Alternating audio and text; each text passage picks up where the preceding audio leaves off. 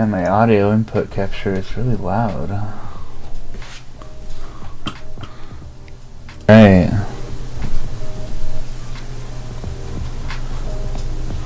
And my audio input. Yeah, it's really loud. Why is it so loud? Alright, sorry, give me a sec. Test. Crank it down a little bit. Hopefully that'll sound a little bit better. Alright, so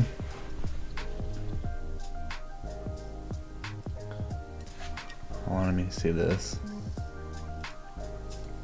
Input capture is really loud. Audio input.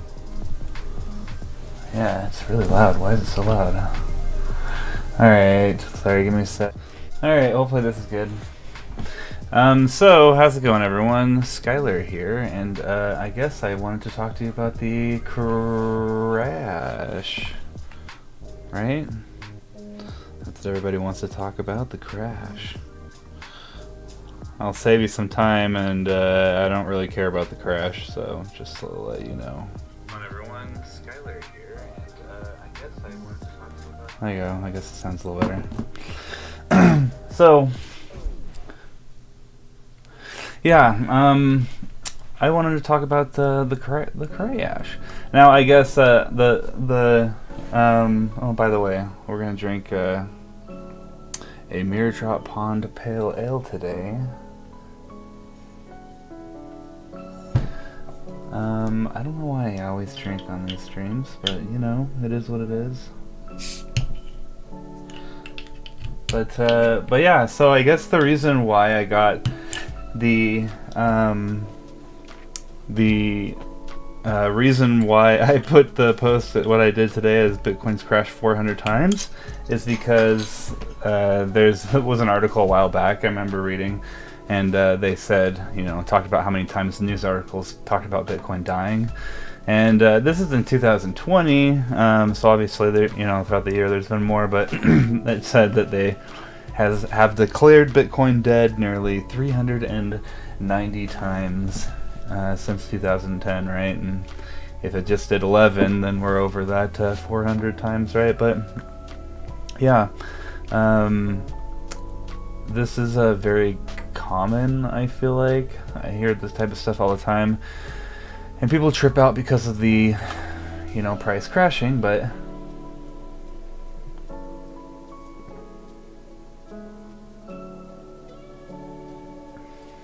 Oregon blend.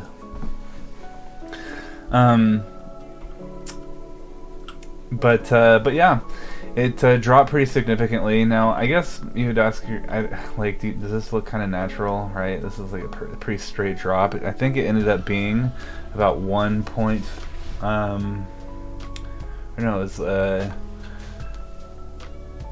yeah, it was yeah, $500 million. What was it at? I can't remember what the market cap was. Wonder if they have a record of its all-time high. Here we go. Yeah, 3 billion. I thought it hit the 3. So it went from 3 billion down to 2.3 billion dollars. So obviously, or sorry, trillion. Sorry. So $700 billion dollars just kind of wiped out of the market within a couple of days. And now it's looking, you know, pretty. It's it stayed kind of this $49,000, $46,789,000 price for the last day or so. But yeah, I mean, you don't have to go very far to see some of this. I mean, just recently we went from 52,000 to 46 in a day. What about this one, right? We went from 59,000 down to 36,000 in a couple of days. So, and even if you go back to, you know, you don't have to go far back in the pricing to see significant drops, right? When the, you know, 2000s, I think this is when, wait, is this late? Yeah, I think this is when Bitcoin Cash and Bitcoin Satoshi Vision ended up forking, but it crashed the market from 6,400 right down to 3,800. Crazy. And you even go back into the last bull market as well, and we've seen significant crashes. 16,000 down to 14, 7,400 down to 57. Bitcoin is notorious for these large spikes, crashes, large spikes, 1159 down to 175. So I guess for someone who's held for a long time, you won't really find people that are tripping out because this sort of stuff happens a lot. Also, I guess you just kind of got to think, like, where are you coming from as an investor? Are you a day trader? You trying to flip a 10x overnight? How long can you, like, did you just risk everything and now you're negative and now you have to pay you like took out loans? Like, is it just play money? Are you willing to hold for longer? Like, I don't know. I also have a longer hold. I want to find projects that, and I feel like I have a pretty good record. If you go to my Twitter, Skystruck Crypto, twitter.com/Skystruck Crypto, of finding projects before they ended up pumping, right? So, and I've been pretty upfront about my trades as well. Even my bad trades happen to be in the green right now, even after all this. I mean, just a couple months ago, right? Bitcoin was at 38,000, Ethereum was at 25, Luxo was at $10, Polkadot was at 17. Chainlink's probably around the same. Kusama now is so I guess the real question is, how long have you been holding? And if you haven't been holding for very long, then you might be in the red. If you've held for longer than 6 months, you should be in the green still, right? But I do understand that it sucks to see, people that, started with a couple hundred, moved it up to a few thousand, $10,000. Now that 10,000, I have a buddy that kind of did something like that, and it was up to like, well, I just know one of his holdings, but it's at it was at like 12,000. Now it's at like 5,800. They fluctuate, but he came in at a few $100s. So, but yeah, I'm not too worried personally about this. And now also it's kind of interesting because I've always thought that if you just type in Bitcoin rainbow chart. This is a pretty notorious chart that most people end up referencing to. This picture right here.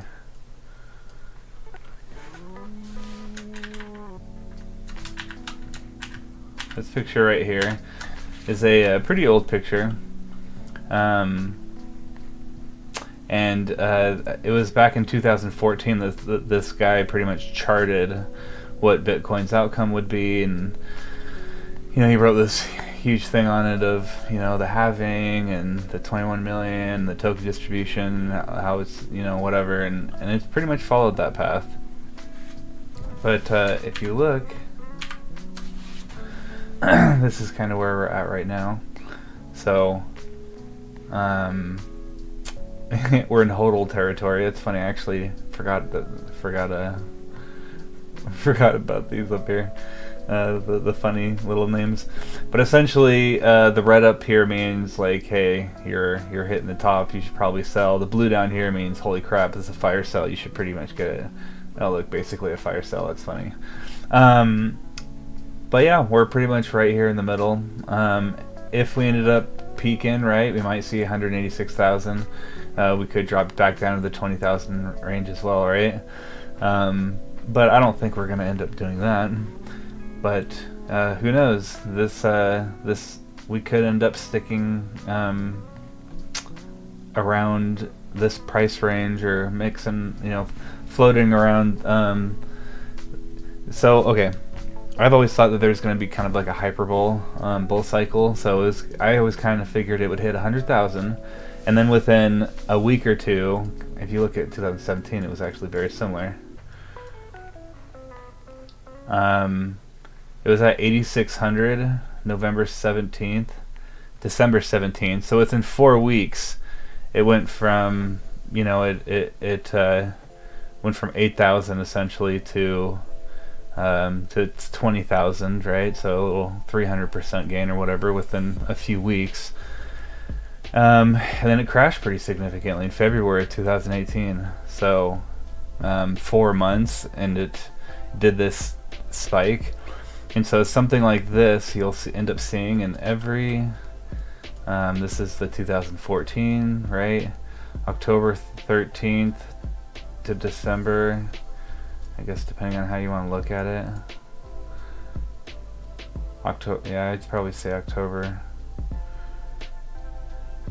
13th to November, a month it pumped, right?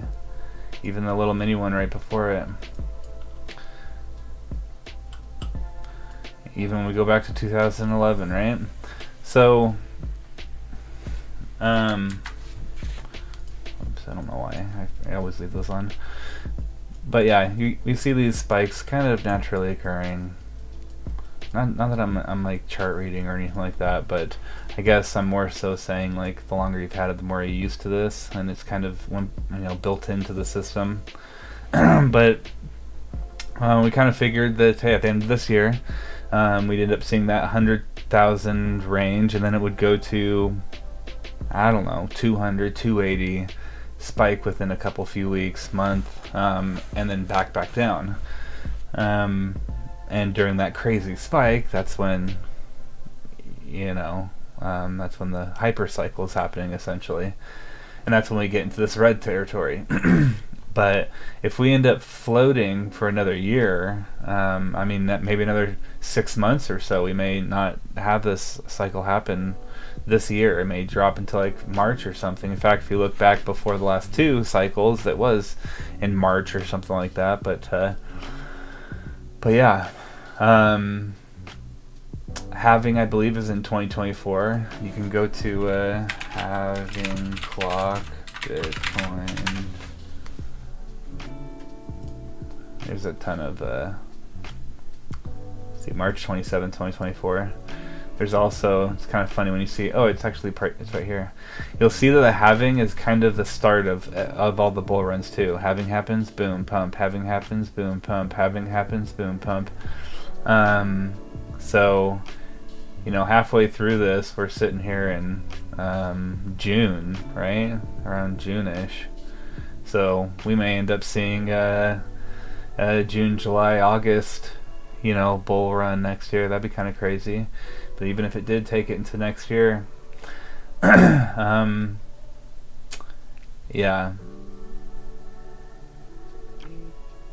But I'm not really worried. I guess the only thing I'm bummed, like, the only thing like I ever trip out about when it comes to this sort of stuff, again, I have all my projects I post in that I believe in, at least the ones I like would recommend to people, right? Without recommending, right? I'm not a financial advisor, obviously. But I put on here, right? And I think all these projects, if you just hold long term, you'll be good. But I'm not really tripped out about the short term price, but I would like to do this crypto sort of thing full time.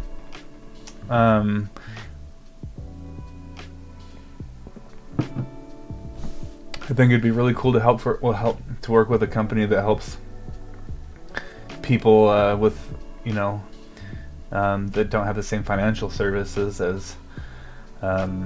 as we do in the United States, right? I think that would be a really cool use of my time, and I know that if Bitcoin pumped, I could end up taking some profit and getting to that point. So really, that's the only thing that really bums me out. I do have worldly goals as well. I want to, dream house, couple cars, but that's really it. I don't really care about having places all around the world and Lambos. That's not really my jam. But waking up and doing whatever I want, that is my jam. So I get bummed out sometimes because I'm like, man, it'd be nice if I just got to the point where I don't need to rely on another income. Maybe I can have a chunk of money staked, and the rewards from the holdings, I can use for my day-to-day or something like that, or I don't know. But when it comes to oh my gosh, should I sell all my projects or whatever? I would think I would be worried if I had like Dogecoin or Shiba, you know, or some like, you know, crappy coin that I don't really care about. But if it's a project, a good project that I believe in, then it's kind of easier to hold. So, now I also was telling people I was going to make a video of all the projects that I'm invested in and the ones I like anyways, but I already did that. So if you look back a few weeks back in my live stream little playlist, you'll see that I listed off all the projects that I'm pretty much have coins in, and I even kind of went irresponsible and talked about some random coins that I just threw a few $100 in a while back and are ending up turning into a significant you know, portion of my portfolio. But yeah, I just wanted to touch base really quick. See, it's only been 16 minutes. Nice. Normally I ramble on these for like an hour. I think the price is being suppressed by the the futures, the ETF futures for sure. And it, you know, that's very well could be. So what I think about this as well is crypto's in a place that there's a lot of funky stuff that can go on behind the scenes that's legal and that's allowed to happen. And when you have a lot of money and you can manipulate markets in a way where you continually turn profit, like cranking, like these whales that are essentially eating up these shorts and longs.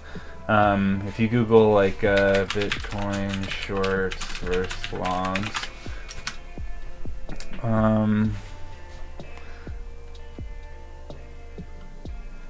maybe CoinGlass probably.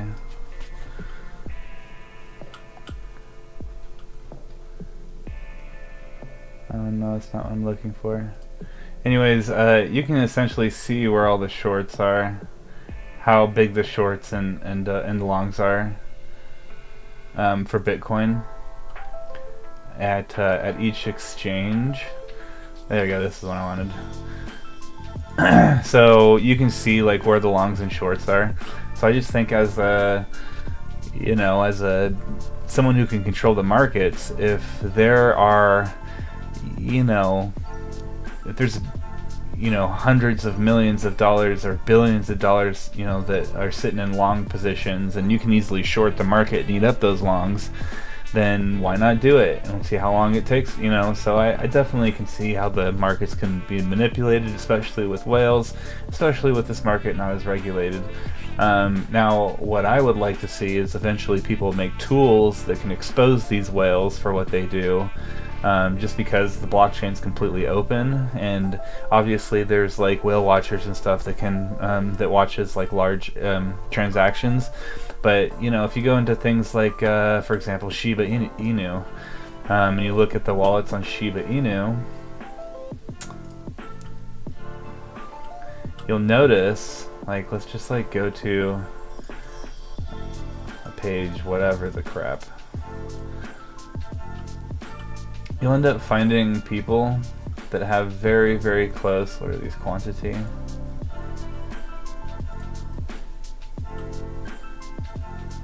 Wait, is this what I'm looking for? Not quantity, yeah, quantity. There we go, holders, jeez, what am I doing? So yeah, let's just go to a couple pages, boom, boom. I mean, like, look at this one. These are different wallets, but you look at the value in them. 10,212,705.21, 705.21, 21, 21, 21, 20, 20. That's the same person who owns that. Look at this one, 10,702,707,896.35, 0.35. That's one wallet. So, and a lot of these could be the same person. So it's not like these are dozens of, look at this guy, he owns, you know. So these could be the same people making large transactions, and they actually have, you know, a $400 million position split up into, you know, different wallets. So yeah, it'd be nice if someone could take all these transactions and actually see who, which wallets are associated with what, which wallets have ever made one trade with another, and see how many millionaires there actually are holding Shiba Inu, because it'd be interesting to see like what the actual number is, because obviously it's showing here hundreds of people are millionaires, but even when you get down to the bottom, 2,000,80675.95.95959595. So yeah, manipulate. Look at this one, 9595. Jeez. Like what? So essentially, what took place is somebody put, you know, $100 million, and they split that. They just they split it up into, you know, 30, 40 different wallets, and then that's why they're the exact amount, right? They're the exact amount of tokens. And these are the actual tokens, right? But this even makes even more sense, right? What is this? 1,000. Who's actually gobbling these up, and then find a way to fix it, you know. So anyway, but yeah, I'm a long-term holder. You know, I'm not really tripped out about a lot of this.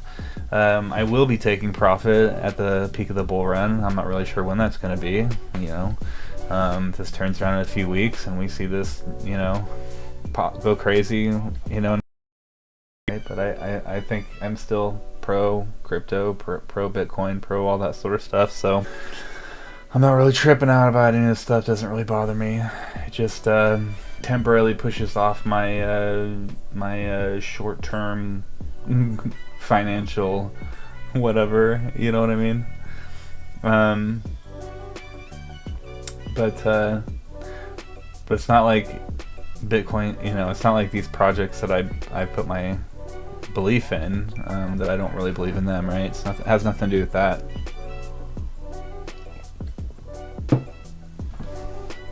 But yeah, short term it could be crazy. But you know, we could extend this to next year or so. But yeah, if you're day trading and you're leveraged on your loans, that sucks. If you're able to hold another, you know, 3 to 6 months, you know, 3, 6, 9 months, another 2 to 3 quarters, maybe 4, I don't know, then yeah. I think a lot of people feel like they're late in crypto, so this gives them an opportunity to not be late in crypto. How many paychecks is that you can put, you know, $50 a paycheck, $100 a paycheck, $300 a paycheck, whatever. I don't know what people's I for some reason I used to believe just like everyone had more money than me, right? Yeah, obviously, but yeah, this Skystrick Live is where I'm gonna go do my streams. I'm gonna stream a lot and do it while you're doing other stuff. Not really visually appealing type stuff. I think that's what most of my live streams are like anyways, right? And